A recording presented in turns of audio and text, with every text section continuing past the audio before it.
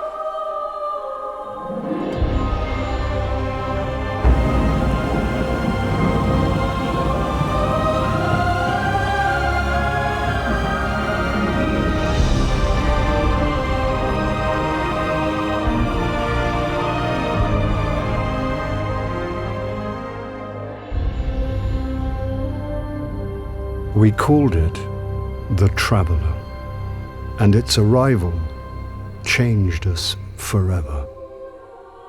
Great cities were built on Mars and Venus. Mercury became a garden world. Human lifespan tripled. It was a time of miracles. We stared out at the galaxy and knew that it was our destiny to walk in the light of other stars.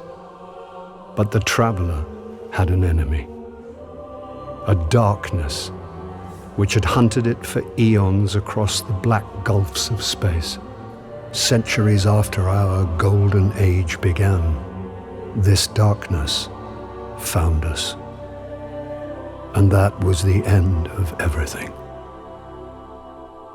But it was also a beginning.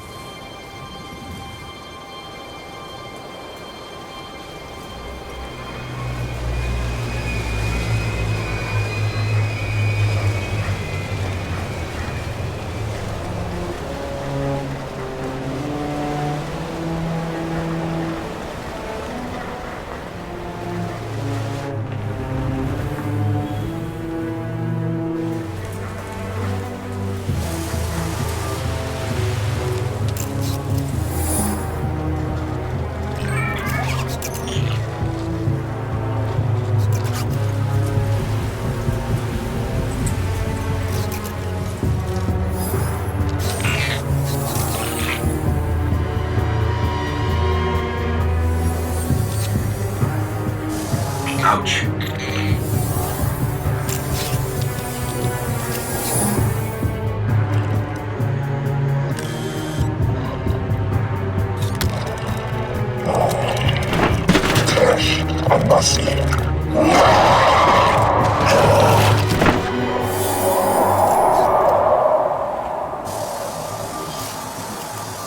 Is it possible?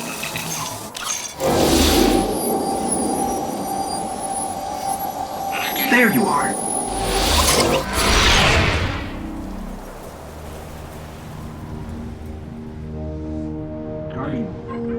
Guardian? Eyes up, Guardian. It worked. You're alive. You don't know how long I've been looking for you. I'm a ghost. Actually, now I'm your ghost, and you? Well, you've been dead a long time. So you're going to see a lot of things you won't understand. This is fallen territory. We aren't safe here. I have to get you to the city.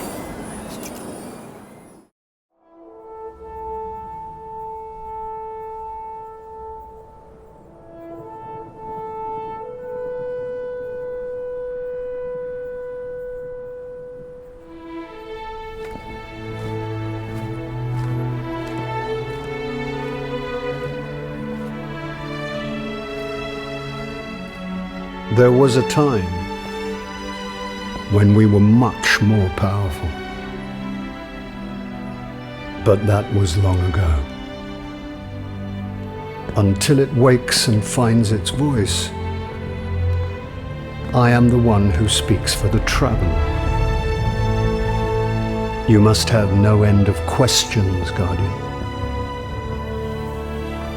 In its dying breath, the traveler created the ghosts to seek out those who can wield its light as a weapon.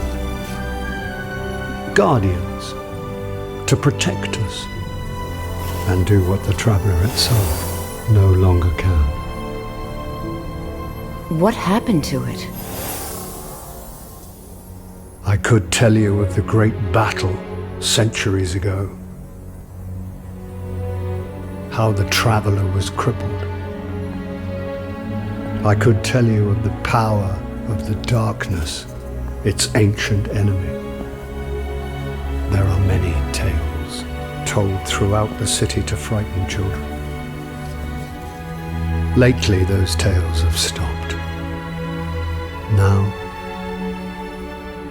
the children are frightened anyway. The darkness is coming back. We will not survive it this time. Its armies surround us. The Fallen are just the beginning. What can I do? You must push back the darkness. Guardians are fighting on Earth and beyond. Join them. Your ghost will guide you. I only hope he chose wisely.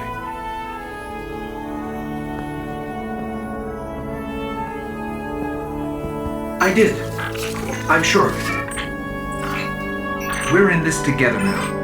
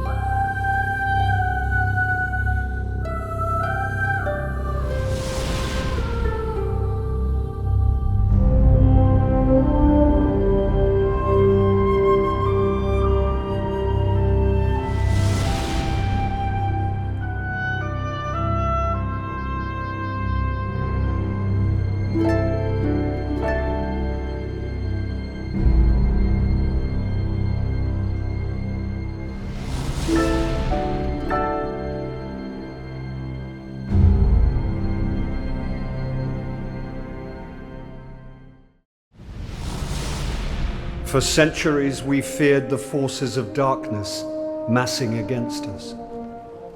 We sought to hide and cower beneath a broken God. No more. These guardians show us what we are, what we have always been, and what we will be again. We are what remains of the light, and we will not be stamped out.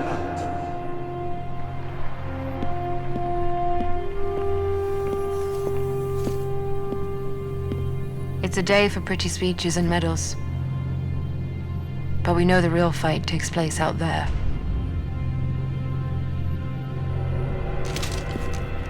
Take this. There's so much more, Guardian. I've seen terrible things born out in the darkness. Every moment brings them closer.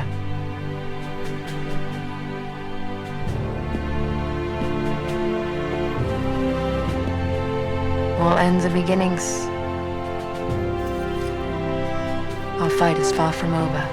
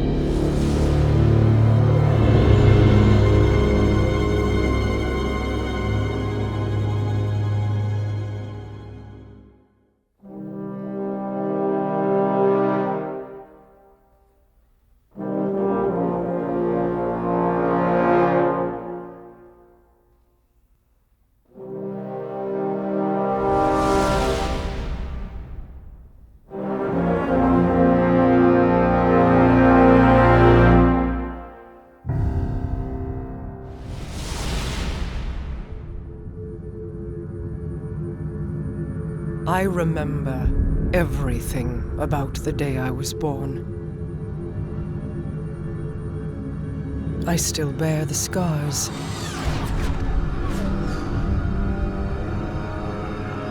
The Awoken are my family now. And I am their queen.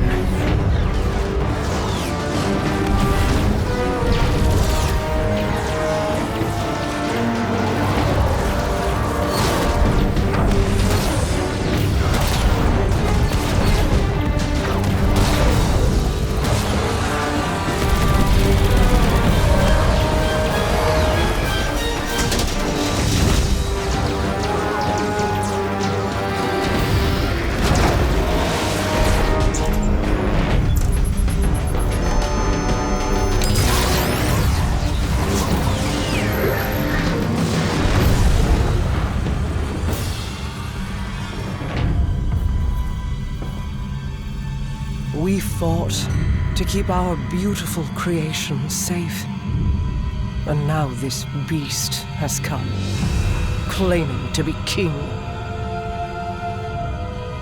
Marasav bows to no one.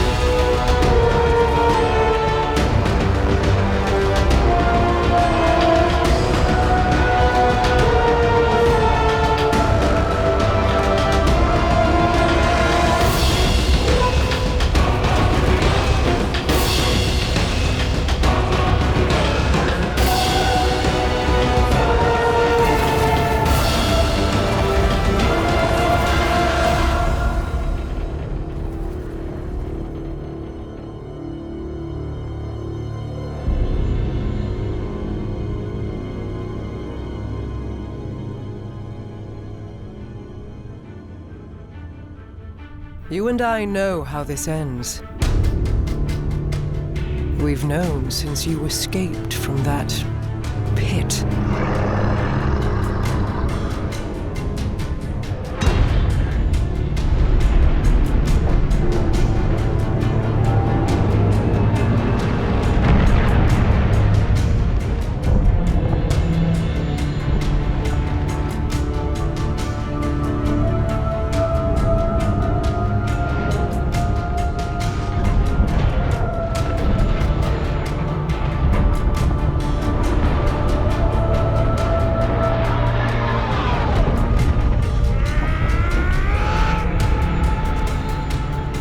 The Awoken have played their part.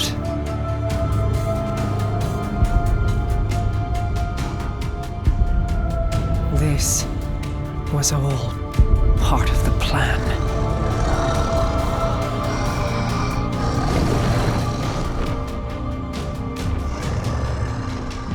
Guide them my hidden friend. It is all up to you now.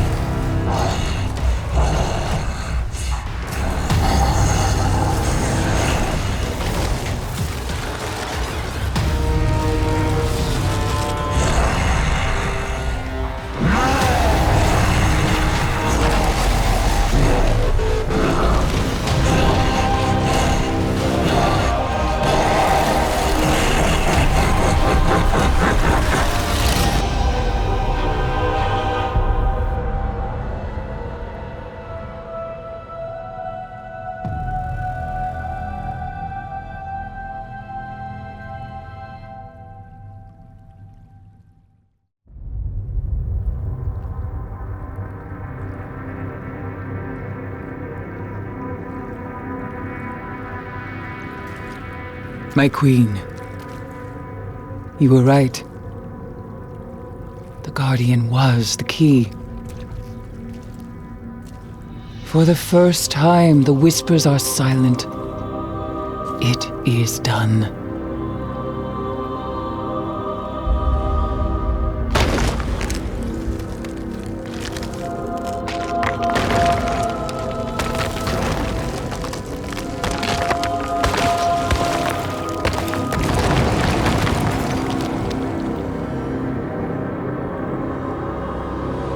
I have accepted my fate.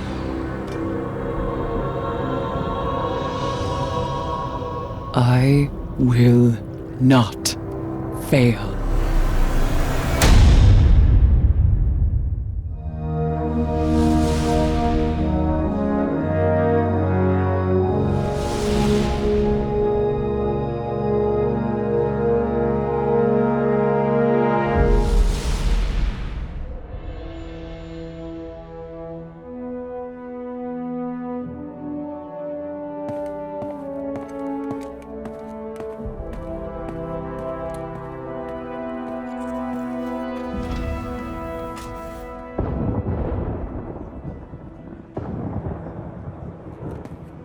Cora, if you tell me this is a practical joke, well, it kills me to say it, but I would be really impressed. Impressing you, Cade, is the easiest thing I'll do all day. Let's get serious, people. Zavala, this is my serious face. Can't you tell? Cora, what have you got? Someone or something has sabotaged the Skyline defense systems. And comms have been spotty for the last few hours. Every sensor beyond the wall has gone dark. Maybe it's just the storm. Maybe it's... What are the set feeds telling us? Nothing. Well, that's good, right? No. I mean, they're not there. There are no satellites. And that's not good.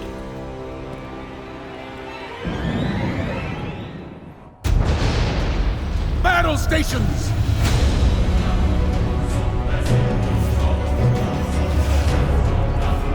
Everyone with me, now!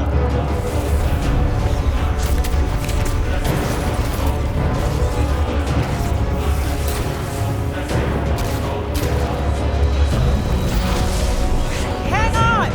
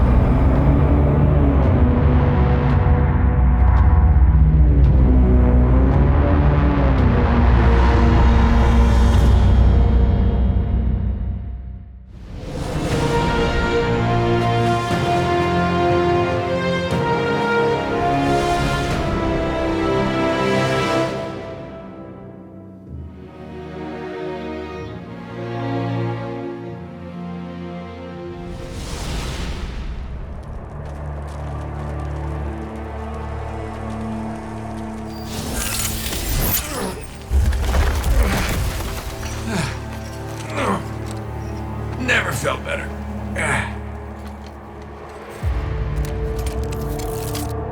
You see that, Petra?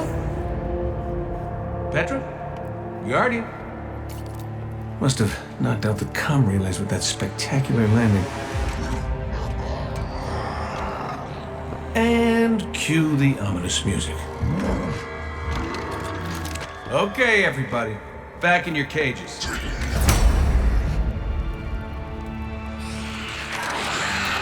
I said, back in your cages!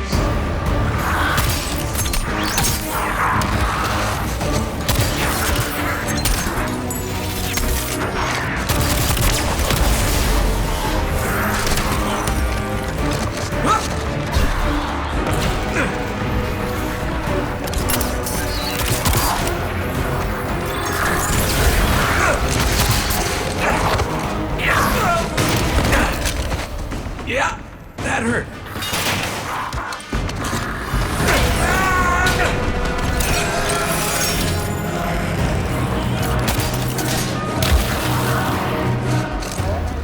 Sorry, not sorry.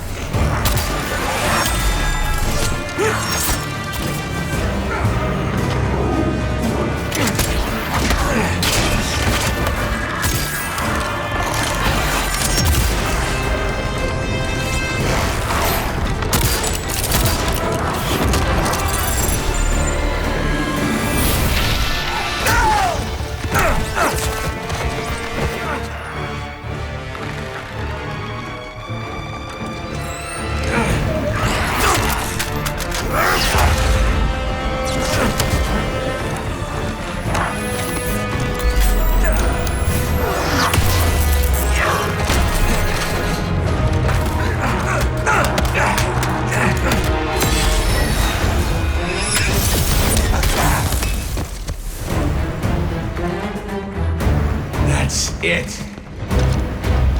Now I'm pissed.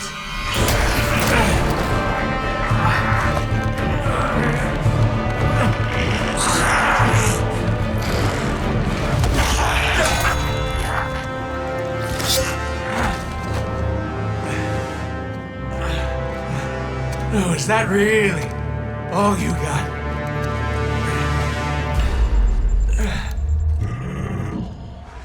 Help me out here, little buddy.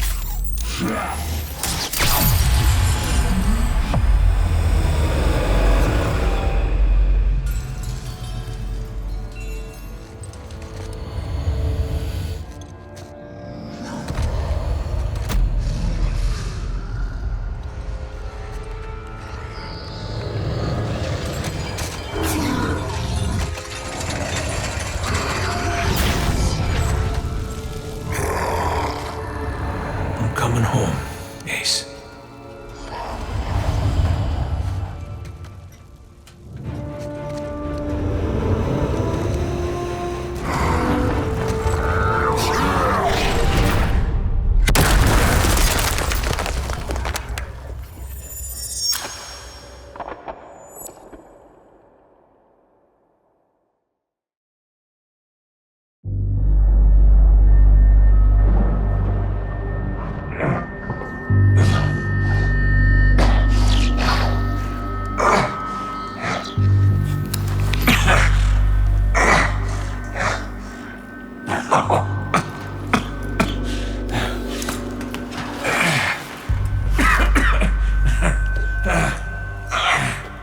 Well, this is awkward. You got a gun I can borrow? No. But I do have a bullet with your name on it. Any second now, my partner is gonna roll in here and kill every last one of you. And you, my man. This is going to hurt. A lot. Any last words? How's your sister?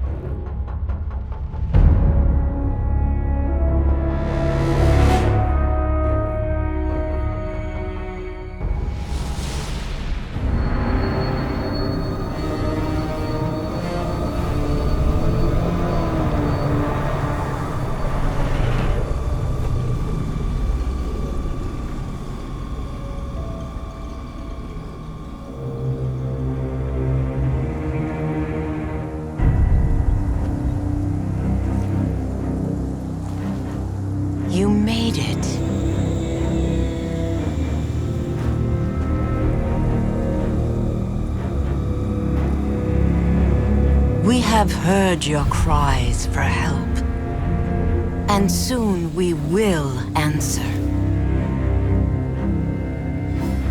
Who are you? Don't you recognize us? We are not your friend. We are not your enemy. We are your salvation.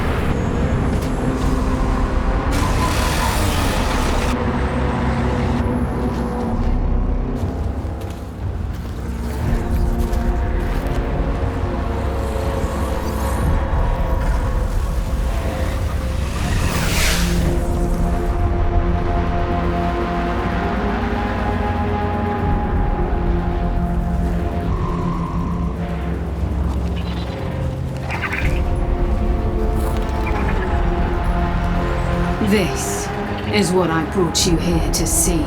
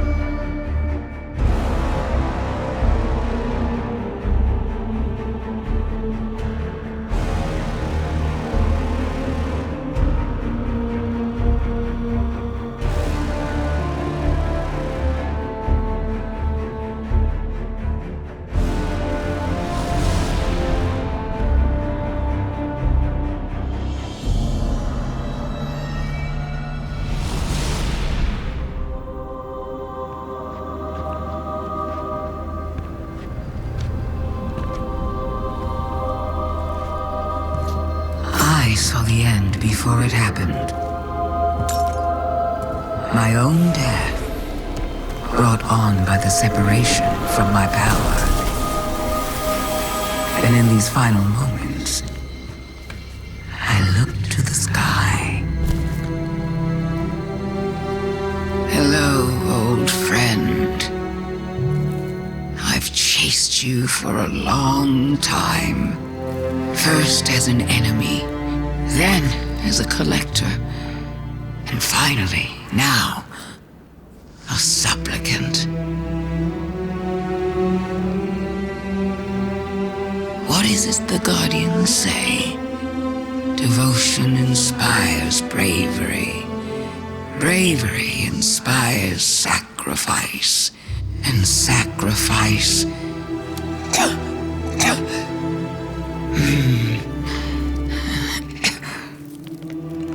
Here we are.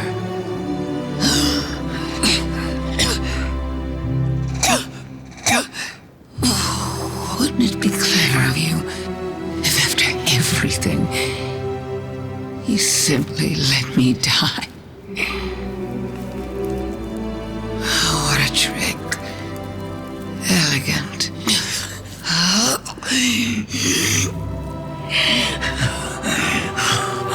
Is that it?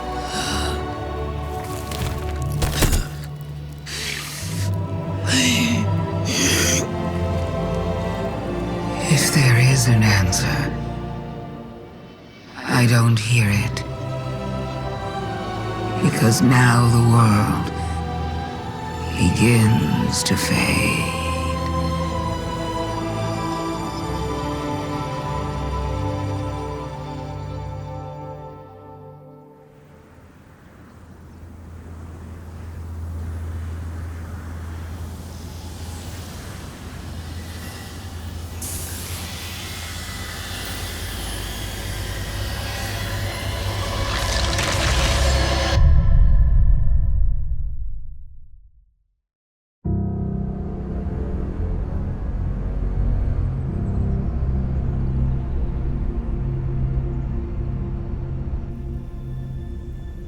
So, you're saying Savathun was dead? Our most devious adversary, the one who nearly decimated the last city from within, was dead. And the Traveler resurrected her? I wouldn't have believed it either, but... But why would she need us to recover her memories if she never lost them in the first place? This has to be another trick. A lie to fool us into surrendering the Traveler without a fight.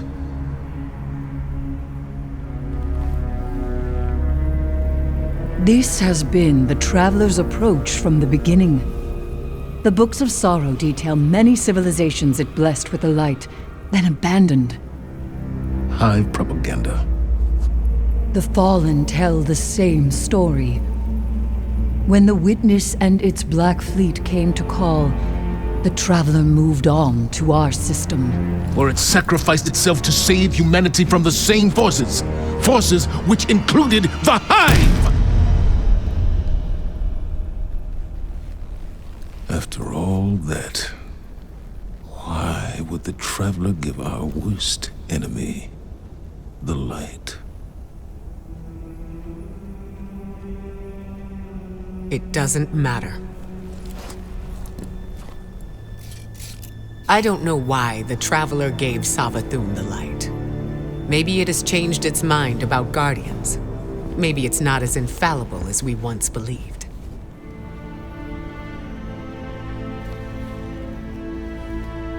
I don't know, and it doesn't matter. Because I'm here to protect humanity. And if Savathun takes the Traveler, we lose our light, along with any hope for surviving the Witness's return. So, whatever it takes to stop this heist, we will do. All right.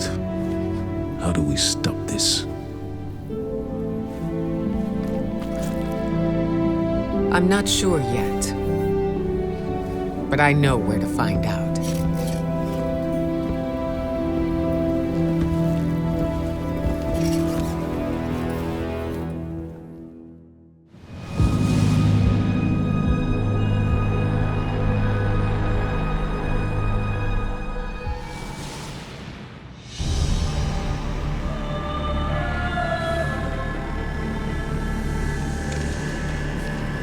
Isn't this interesting? I miscalculated. So did you, Guardian. So protective of your traveler that you wouldn't let me keep it safe. But the witness is coming. The game is yours to play now. Yours to win or lose.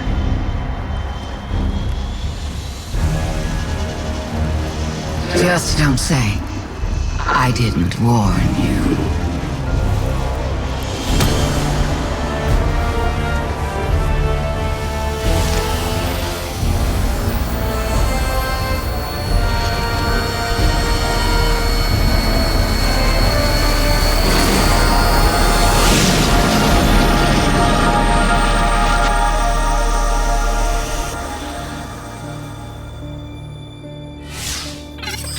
No. Where did her ghost go? Guardian, I just got the message. The Traveler is back in the last city. Is it done? Is Savathun... She's dead. But her ghost got away. Good enough. Hold your position. The Hidden are coming to secure the remains. Good work, Guardian. You did the right thing. Now what? Now, we prepare for the witness and stop the next collapse.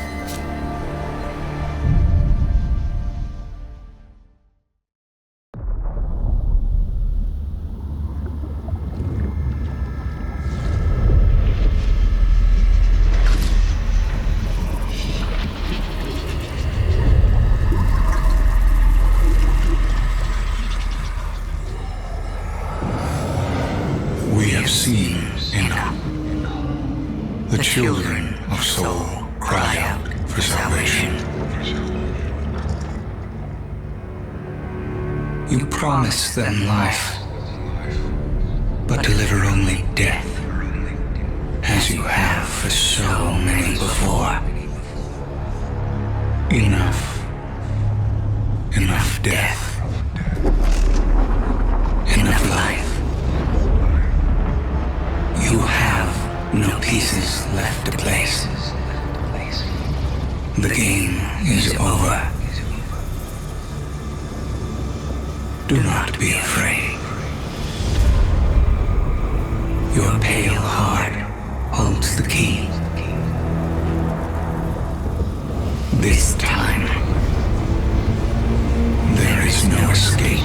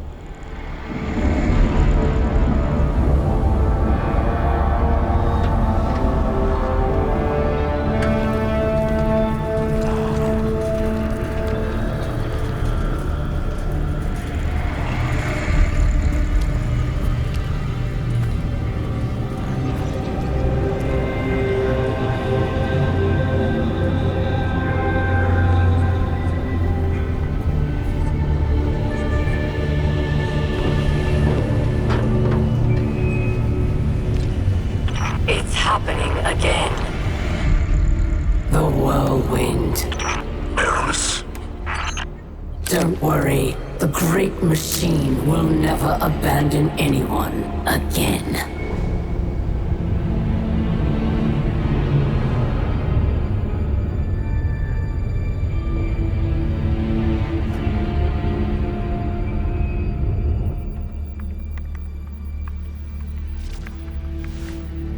It's leaving. The Traveler is leaving.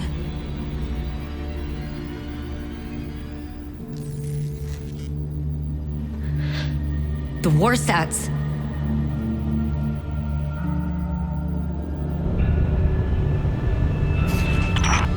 There are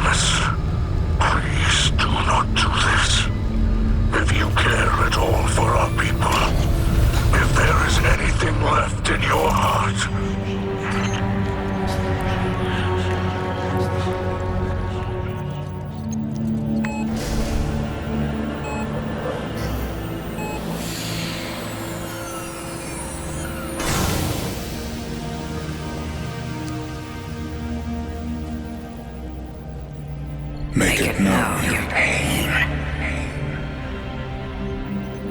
Anna, it's time. For Reese. Goodbye, Red.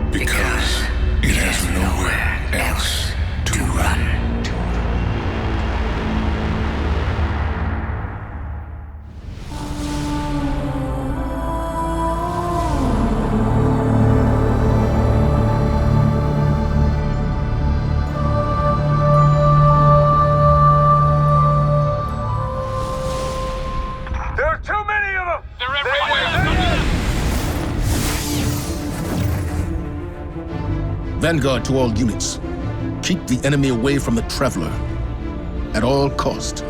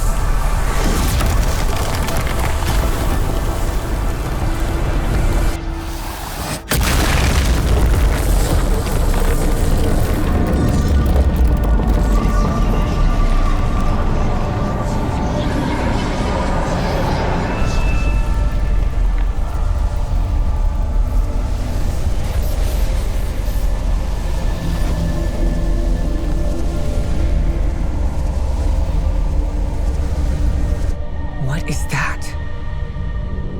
The Witness. Whatever that thing is, we gotta take it down.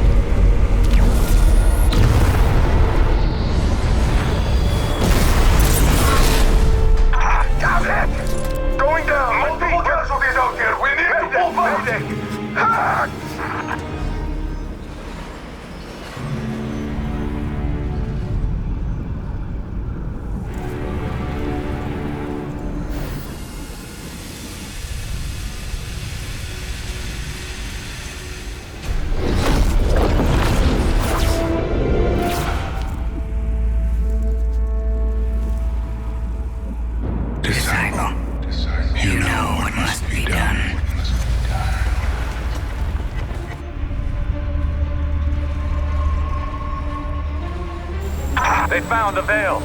We're in no position to engage the enemy. We don't have a choice. We're out of time. Osiris.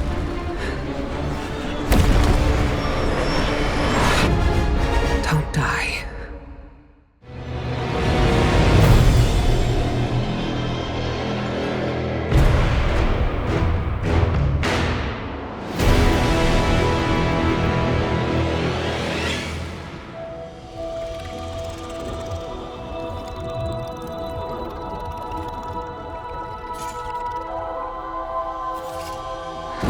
No more running away. Rest now.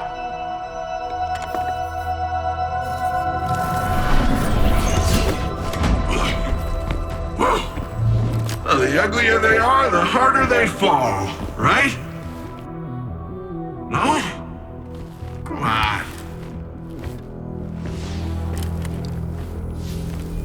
We finally found you. Get your ghost. What's wrong, Osiris? Get your ghost out of there! Finality takes shape. It's creating the link! At long last. Destroy it!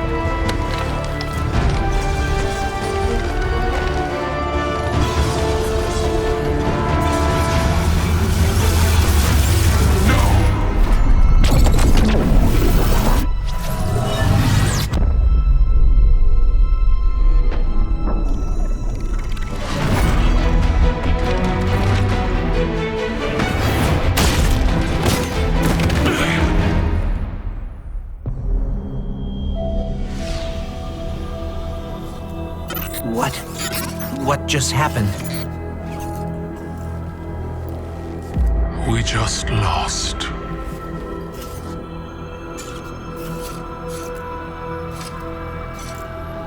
Zavala, come in.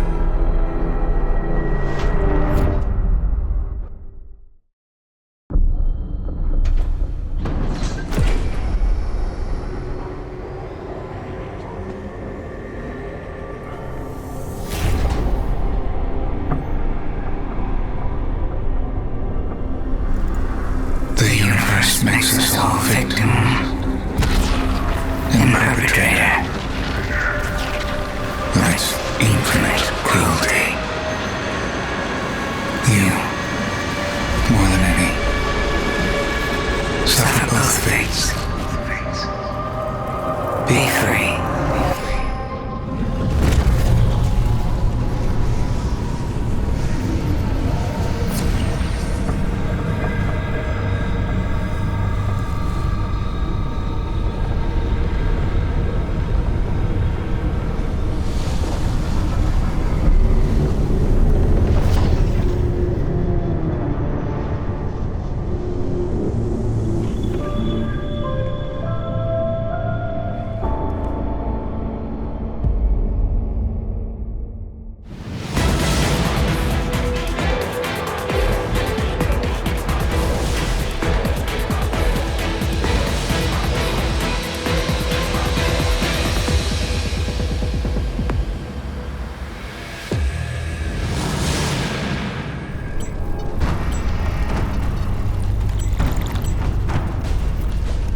The witness has moved beyond our reach.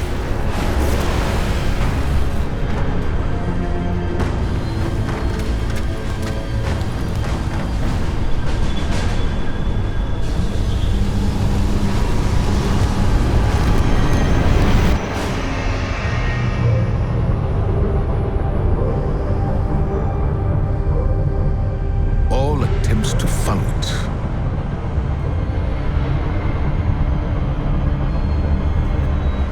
have failed.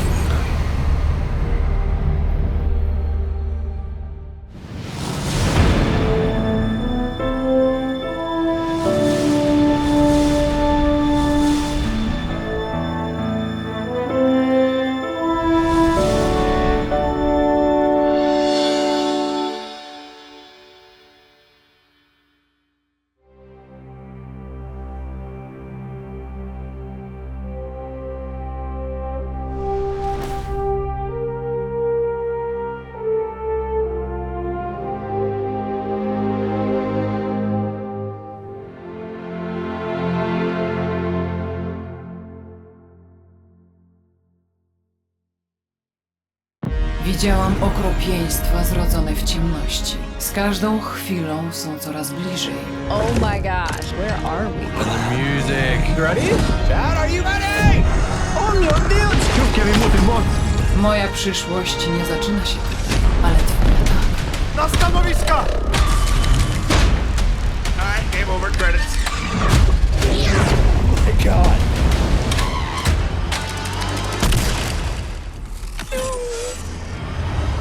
Holy crap. About time we go to the moon. Was that a darkest ship behind Okora? So happy Eris is back. Jesteśmy, tutaj. Zbawieni. Wait. Granica między światłem a ciemnością jest bardzo cienka. Przekroczmy ją wspólnie. Holy crap. This got me feeling things. これはマジで鳥肌立ちました。Go. Oh my God, dude. Alright, put the popcorn down, y'all. I'm afraid. What? Traveler just did a Death Star! Yo! Oh my God. Why is he doing that? No way. Oh my God, was?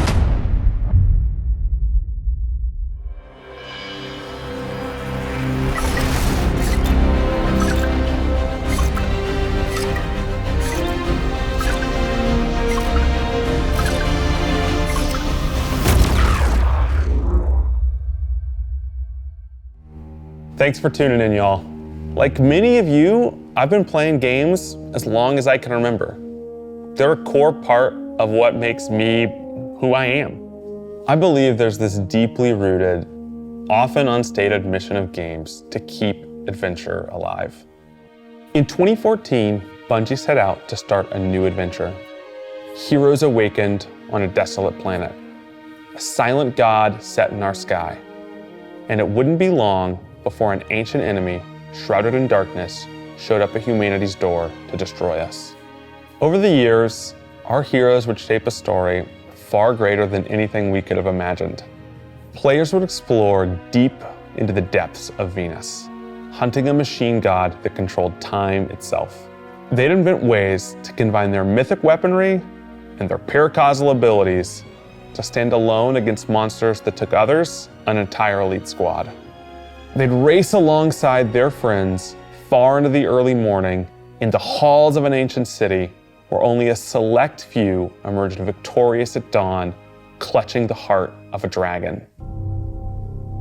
But most importantly, they'd bring their friends and their family into this world and together meet new faces on this adventure who would become lifelong companions.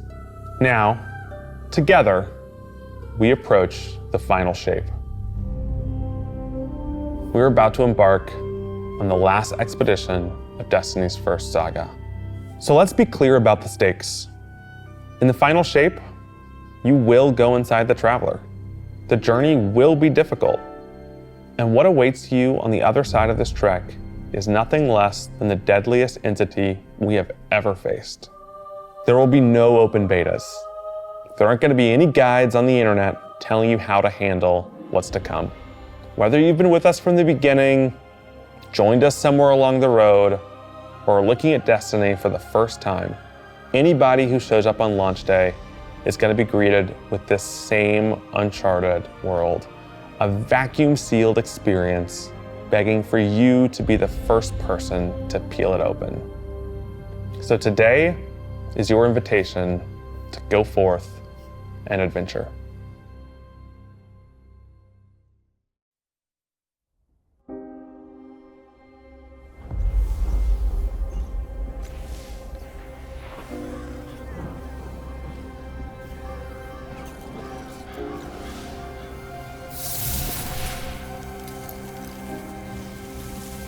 Przez te lata nigdy o tym nie rozmawialiśmy. Dlaczego cię wskrzesiłem?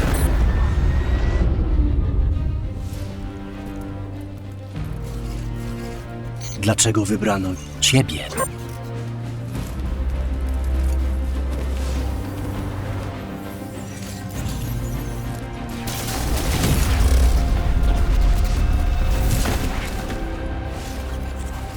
Prawdę mówiąc, nie wiedziałem. To było tylko przeczucie.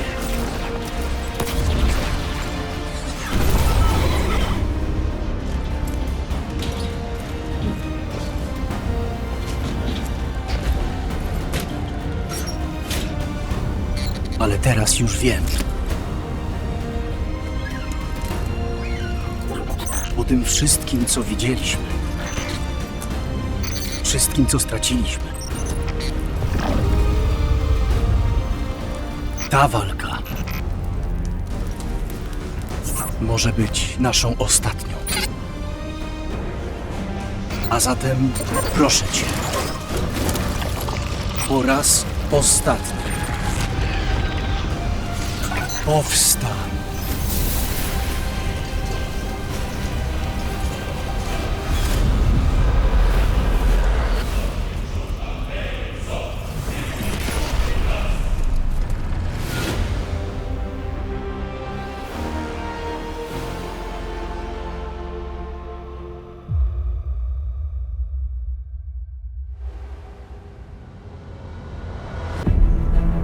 This is a momentous time in Destiny history. We've been building to this moment for the last 10 years. The final shape is the conclusion to that journey. This is a moment in gaming that, as a developer, you just don't get very often. Guardians and allies are fighting the biggest threat that the universe has ever seen in this big culmination of the Light and Darkness saga. When we were thinking of what the final shape could be, it had to be a lot of different things. It needs to pay off this epic confrontation with the witness that we've been setting up for years. It has to bring you closer to your allies in the vanguard. It has to be this place that makes you feel nostalgic for the entire journey you've been on. When we were resurrected by ghosts at the very beginning of this story, we didn't know why, but it was for this. The Traveler is asking us for help. And it's our responsibility to protect every living thing in the universe from what the witness intends to do. When we first start the final shape, we are finally able to go through the portal that the witness opened in the Traveler at the end of Lightfall. Inside is the pale heart of the Traveler. That is the stage for our showdown with the witness. The witness has the darkness. It has always had a connection to it. The pale heart of the Traveler is what it's trying to use to gain connection to the light. So with both, it can enact its final shape. The witness looks around and sees a lack of purpose, no meaning. It wants to fix all that. So it's trying to put the universe into this frozen perfection where everything's just exactly how it thinks it's supposed to be. That is the final shape. If we're going to defeat the witness, it's going to take everyone. Failure is not an option.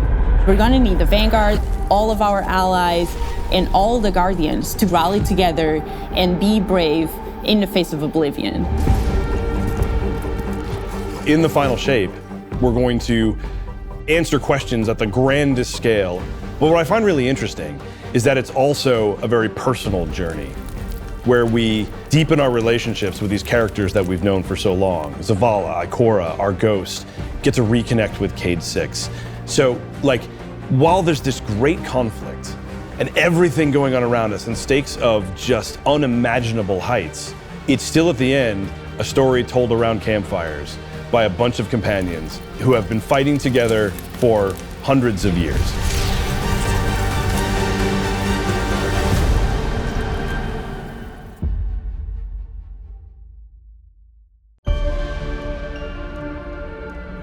In the final shape, we're going through the portal that the witness has opened up to confront it and stop the final shape. Inside the Traveler is this infinite, vast, unknowable, and we're landing on the Pale Heart, which is a fraction of really what is inside the Traveler. The Pale Heart is weird. It's a little strange, it makes you feel a bit uncomfortable. And it is also just so cool and artistic in the best way. The witness entered well ahead of any Guardians, and so it's had time to kind of shape what's there. When our Guardian enters, the rest of the Pale Heart starts getting shaped also around what we've experienced. This is the Traveler recreating the world in front of you as it saw on your journey. One of the most memorable blockades from Destiny's past is the D1 tower. It's really a labor of love from the Destiny team. The final shape means so much to everyone who's building it, and I think players are really going to be able to see that. The Pale Heart is our very first linear destination that we've ever done. I would love it if players felt that they began their journey in a place of safety and feel it escalate in danger, in surrealness, because there is this beautiful evolution of the space. They see things that are more and more wrong as they begin to go towards the Witness's monolith. It's kind of this omnipresent, foreboding thing off in the distance. The weirdest things happen as you get closer to the monolith in the form of reshaping. Kind of like deconstructing things and putting them back together just wrong. The sense of scale you get out there, like as you're exploring these spaces and you're jumping on these reshaped cuboids of Earth, you feel tiny as a Guardian. You feel alone. You feel like you are not the force to be reckoned with that you have been. You're not the God Slayer right now. You're just this little person jumping from these massive pieces to massive pieces. One of the things that we really tried to also capture is that the Witness keeps throwing everything it has at you. And so you're going to fight these new enemies, the Subjugators. Subjugators are the new unit you're going to be facing in the final shape. They have an enhanced power set. They're performing stasis powers and strand powers to face the Guardian, well, in support of all the other enemies you're fighting too. They bring something entirely new to the battlefield, which is kind of this element of control. They're back there pinging away with stasis abilities, throwing crystals at you, freezing you in place, tangling you up.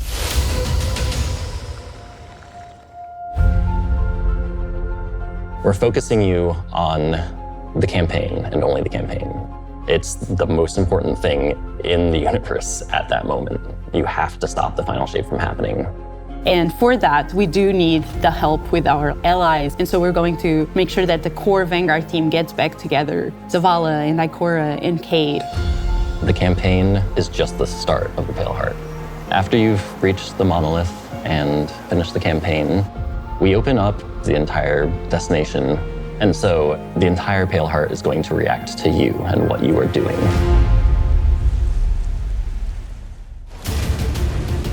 The campaign in the final shape doesn't really end with the final mission. The raids are where you defeat like the big bosses. So it's only natural that when you are going to confront the Witness, you're going to do that in the raid. But that might not be enough. This is a moment where we need to rally all Guardians to be able to overcome the final shape and the Witness.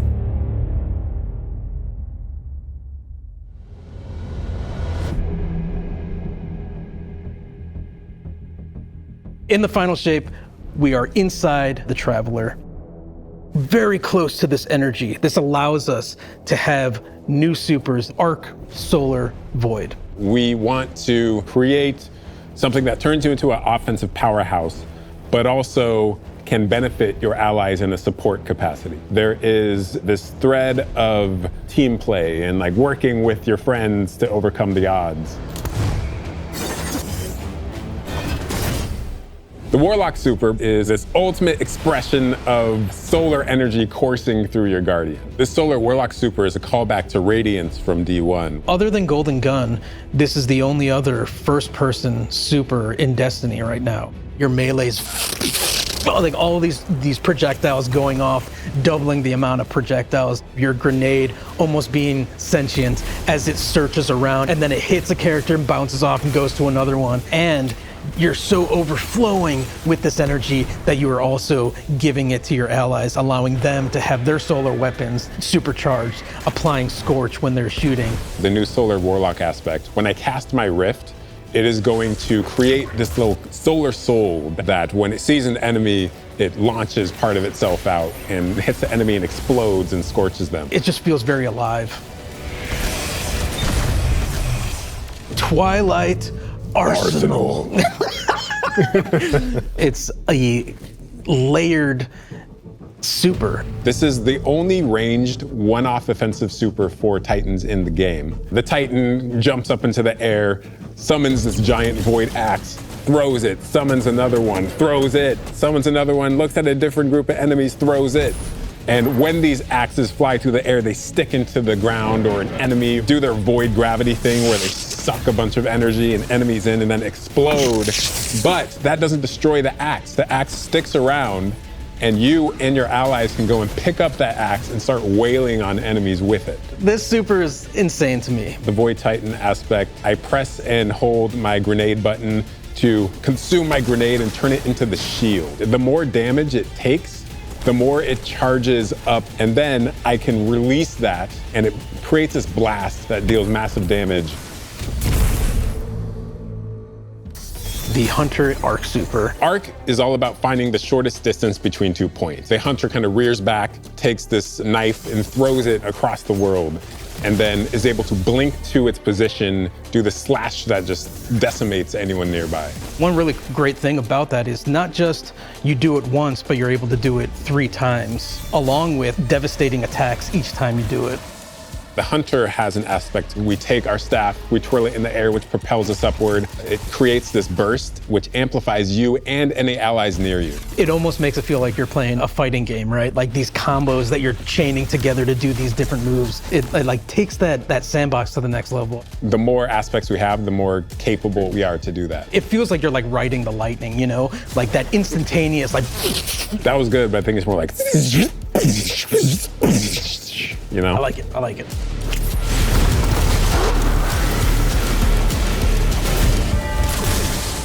Weapons team has been working on all sorts of goodness. We've got exotics, we've got legendaries, we've got perks. We're always cooking up stuff. We're always playing with stuff that we think is like really interesting or taking inspiration. We have Tessellation, which is this exotic pyramid fusion rifle. It has the really intriguing property of adapting your Guardian's current damage type. This will be the first time that you can run a weapon that can adapt to be strand or stasis in the energy slot. So you'll be able to run an entirely strand or entirely stasis loadout. Tessellation has the additional property that you can special reload to reshape your grenade and suck it into the weapon and then fire out a super destructive single projectile. It's a really special weapon. What's the one specific exotic that I can make that's like really zany that you would like right now? What if Golden Gun was a sniper rifle? What if you could harness the might of the Traveler? You know, we had a moment where we saw that Traveler beam cutscene. I know people on Weapons went, I kind of want that. You're like, that is incredibly dope.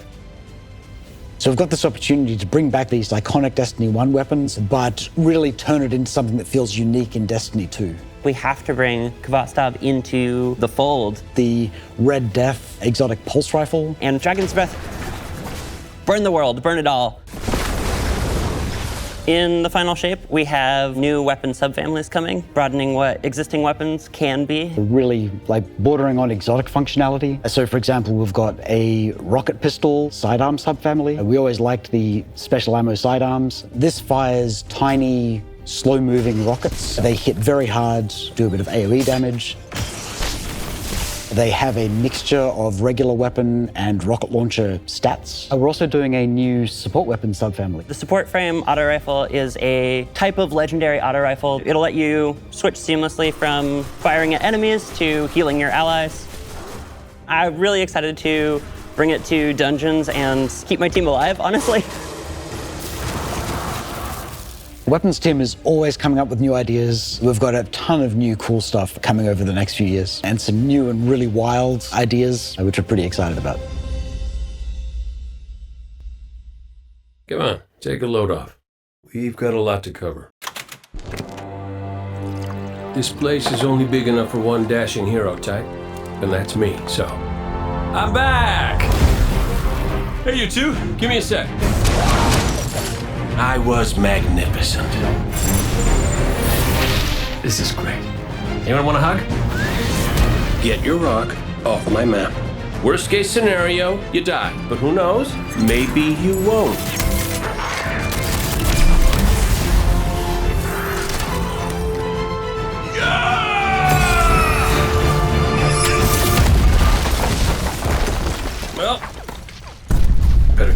to it.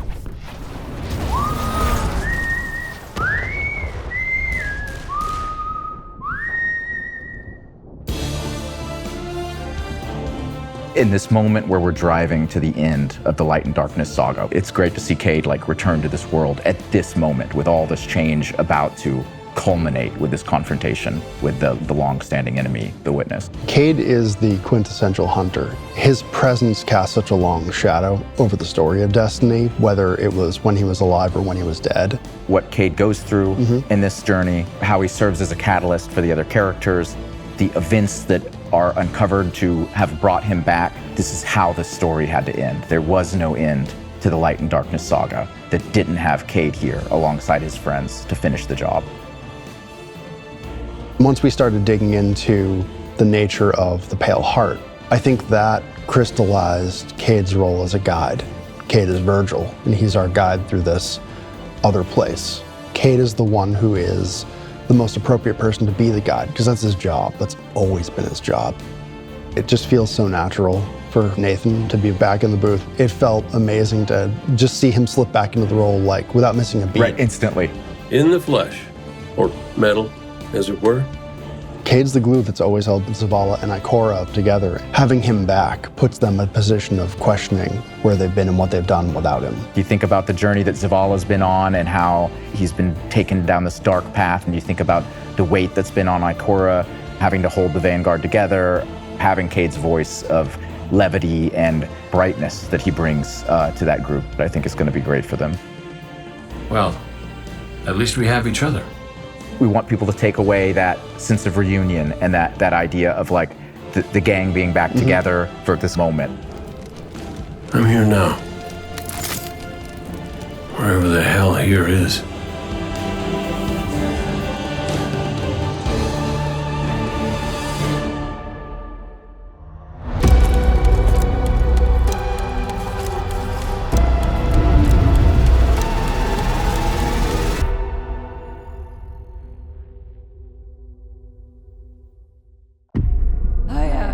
Świadek stanowi wielkie zagrożenie. A królowa wiedźma zna odpowiedzi na nasze pytania. Ale najpierw trzeba uporać się z jej siostrą, Zivuarat. Zatem chodzi o mnie. Czy wyjdziesz z tego cało? Nie obawiaj się.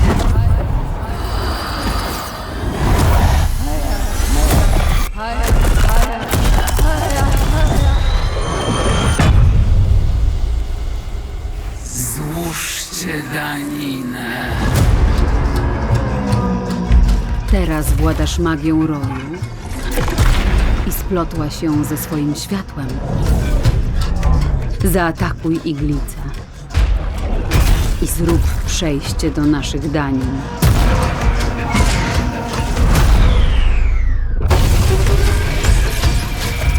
Niechaj poznają, czym jest strach. Nazywam je talią szeptów i w istocie szepczą. Strażniczko walczy w moim imieniu. Wzmacnia mnie każdy pokonany przeciwnik.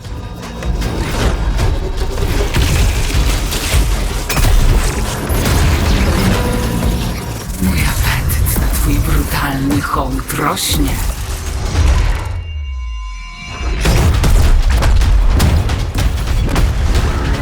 Pokażmy jej, co znaczy należeć do roju.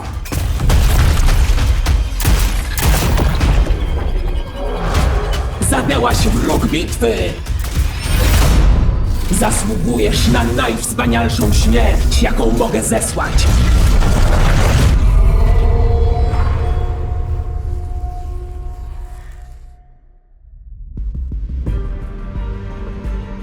Season of the Witch is our opportunity as players. We've been annihilating and breaking Hive spells, and now we finally get to cast them.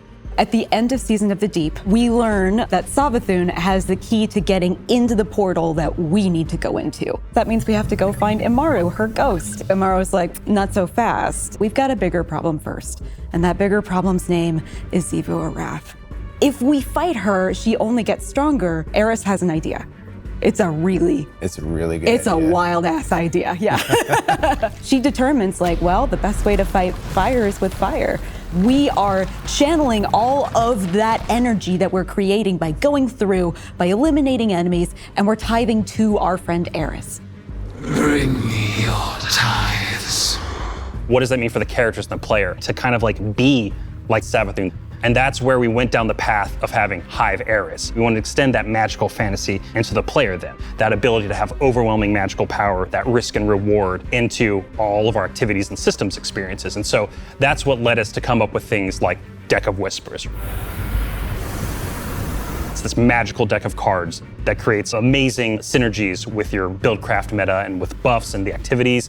They can then choose these cards at will, whichever ones they want, and then that really leans into the build crafting. You actually are getting cards that you can then use to place on the battlefield and change the way you play. I'm such a sucker for deck building. Like being able to like bring that element into Destiny gameplay has just been like, oh, chess kiss. Yeah, oh, it's really super fun.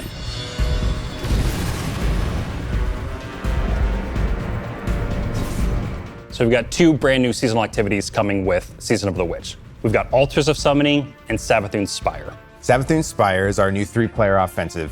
You're doing a lot more with the Lucent Hive magic, but it's got a high amount of combatant density. It's got additional random encounters that you can come across. The Witch's Spire itself, Savathun's Spire, was like her reliquary for all these different magical experiments as she was learning the light. You're there in order to learn as much as you can in order to become a master spellcaster, right? To become like Savathun. The Altar of Summonings activity is really exciting because you can spend like 20 minutes in it or you can spend 2 hours in it. It's a 3-player experience that you can hop in and hop out of. As you're going through this activity, you're filling the tithing bucket. As that tithing bucket is filled up, you'll get progressively more rewards.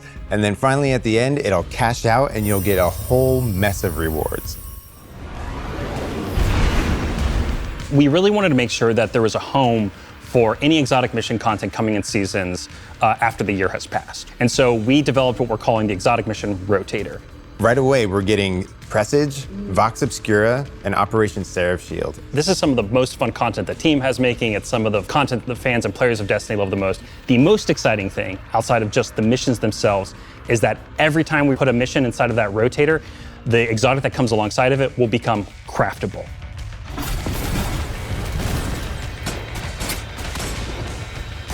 With Season of the Witch, we have a brand new Vex lo-fi PvP map coming. It's really exciting. It's got a bunch of really tight gameplay experiences. We wanted to make sure that we focused the combat a little bit more. With the new Vex network map, we really wanted to make sure we hit is like, hey, you're shoulder to shoulder more often. There's not as much deep sight lines that you're interacting with. And a lot of the flow of the map is actually built around this like kind of central pillar of the Vex network that you're orienting around. And there's also some modes coming too, right? We've got a new PvP game mode coming that's all about relics. It's about multiple relics, so it's not just one like the Scorch game mode from the past. So we've got the shield coming from Vault of Glass, we've got the spear back from Season of the Risen. And we've got the scythe from Season of the Haunted. Yeah, so you're gonna be reaping Guardians with that thing. It's a lot more tactical gameplay. It's all about running around the map, claiming these relic dispensers, and then grabbing them in order to push for victory. I will take what I need. The words in my throat are the weapon in my fist. We were feeling pretty hivey this season, obviously. There's something in the air. And so when thinking about like, what's a good raid reprisal that would really suit this very hivey season, there's only one answer.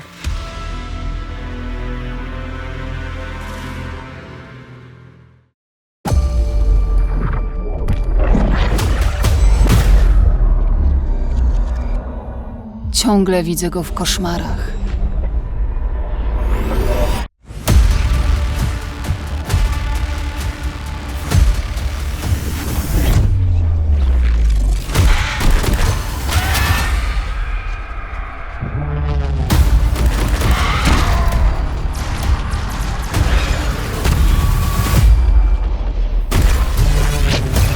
Pewnego dnia powrócę do piekielnej paszczy.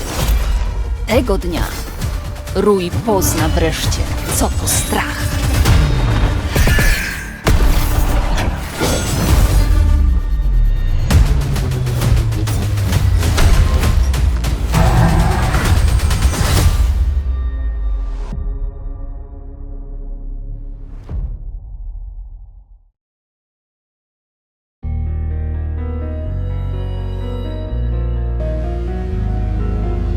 Heading into the final shape, we really want to rally all Guardians at the end of the Light and Darkness saga. We want to reduce those power barriers, as well as catch people up on key story beats and make sure that they have a really great and easy time connecting with other players.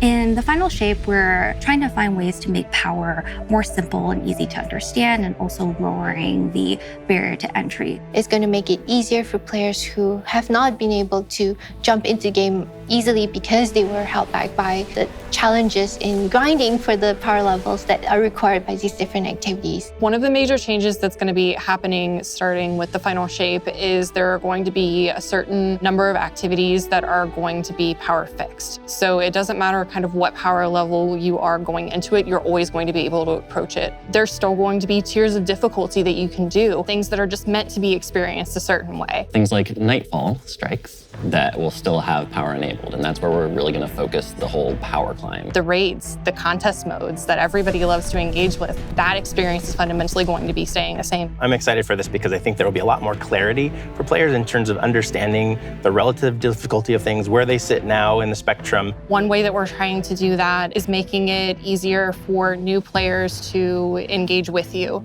So we're introducing something that we're calling Fire Team Power. You can actually bring your friends along to play any dungeons and raids in the game without having to wait them to be at a certain power level. The person with the highest power in your fire team is actually going to bring all the others close to their power level, which means that there's no barriers really for any other Guardian to join you in this high-level content. When it's combined with Fireteam Finder, it also allows you to find strangers, people you've never played with before, and have that same experience. That's all regardless of the power level of you and the rest of the people in your fire team. Fireteam Finder is the new feature that's coming in Season 23, aimed at helping connect and find other people to complete the best and most aspirational content in Destiny. We have a tag system that allows players to be able to say, well, this is my play style. I'm really chill. I'm anti-sweat. I'm just really here to have a good time. Exactly. Tags really allows players to show a little bit more personality, show a little bit more about what they're about. I think what's really great about it is with this launch, we're also looking at including inclusion tags. As an example, one of the inclusion tags that we have are for colorblind players. Hopefully the inclusion tags will bring players closer to finding their community and even closer to the people that they're playing with. So once a listing goes live, players will be put into a listing lobby where players can gather, they can communicate with each other. So we wanted to make it as convenient and as easy as possible for players to not just sit and stare at a screen for a long time while their listing actually fills up. As a gamer who's typically more solo, I'm especially excited about this because it really is about helping reduce that anxiety and burden that comes with trying to make a new connection.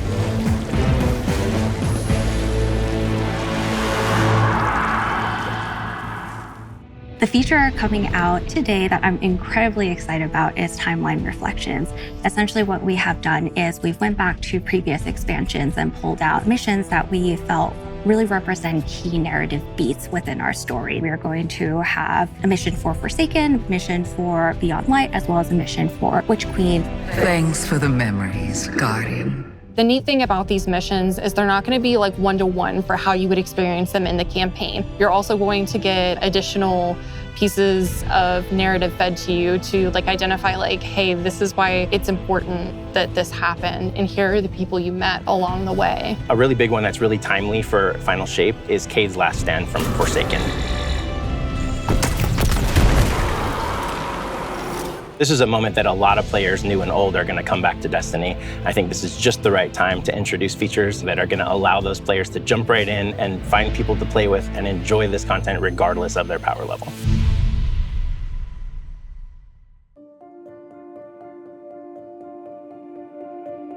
We're reaching the end of this 10-year journey. What comes next? The episodes, and the new way we're going to tell stories moving forward. What's really important about episodes is that it's a really big shakeup to what we've been doing. Instead of providing 4 seasons a year, you are going to get 3 larger episodes. And so the first 3 episodes in this coming year are called Echoes, Revenant, and Heresy. It's coming right after the Final Shape. And the theme for the year is going to be all about the consequences and aftermath of the final shape. I think what's really the cornerstone of the episode model that we're building is the 3-act structure. The acts act as these anchors for us to introduce new weapons, new artifact mods, new activities. There's going to be new missions coming around the core. There'll be new story moments in every single one of these acts. We're actually providing more cinematic styled experiences throughout the final shape year and the episodes with it than any of the seasons we've ever developed before. These new stories are actually playable as standalone. Like each episode is something you can experience, whether you've been playing Destiny for 10 years or this is your first one. You're going to be able to basically enjoy them in any order you want to. I think the opportunity with this big epic moment is that we get to innovate the game. We get to move the game forward. It's all about change frequently. It's all about deeper story moments. It's all about more weapons, more loot, more often. And it really provides the team with a platform to go much deeper into the themes and fantasies and story of any individual episode as compared to the seasons you know of today. I'm so excited to see what the narrative team can do with this kind of new platform of storytelling. Episodes provides this awesome foundation for the future of Destiny. We're moving into the next stage of Destiny 2. I think some people look at the final shape and they think Destiny 2 is coming to the end. And in many ways, it's the opposite. We're leaning in. We're putting the pedal to the metal. Episodes provide us a new, innovative way for players to engage with Destiny 2 throughout the year.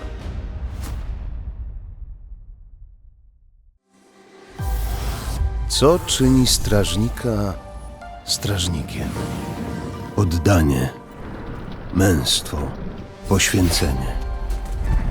Zostaliśmy wybrani nie bez powodu, przez coś potężniejszego niż my sami. Strażniczko! Strażniczko! Oczy do góry, strażniczko!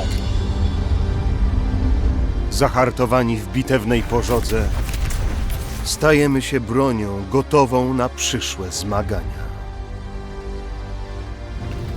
Jesteśmy ostatnią linią obrony przed drugą zapaścią. Wszyscy, każdy tytan, każdy czarownik, każdy łowca. Jak to mówią strażnicy? Poświęcenie rodzi odwagę. Odwaga rodzi poświęcenie. Ono zaś prowadzi do śmierci. Cienka jest linia między światłem i ciemnością.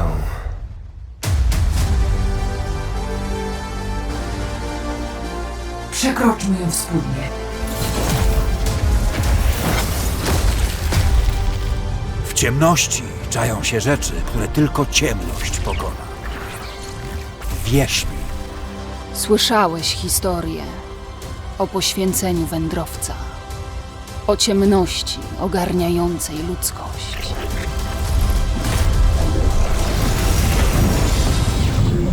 Dość już. Koniec gry.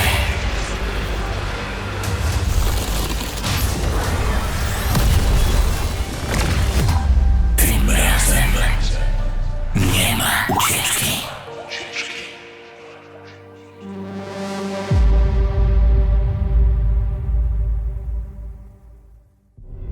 It's going to be an exciting year for Guardians.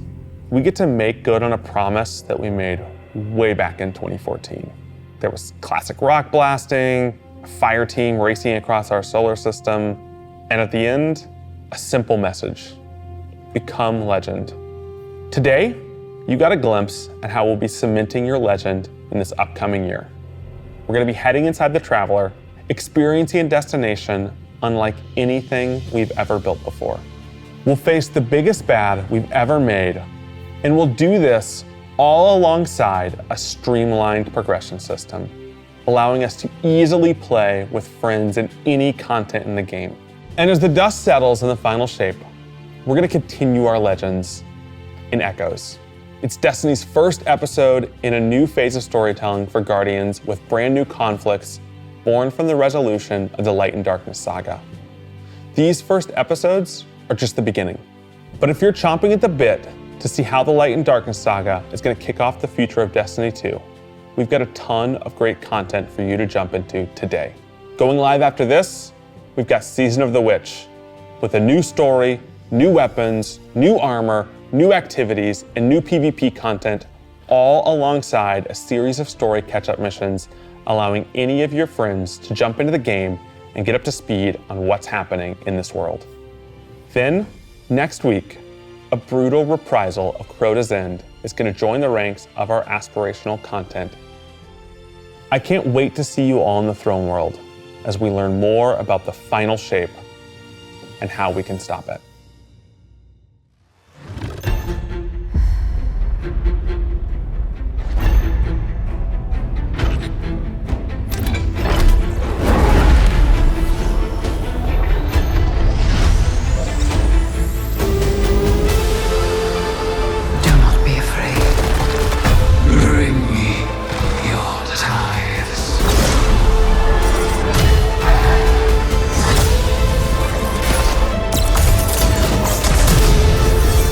All these years, all we've lost. This fight might be our last. So I'm asking you to rise one last time.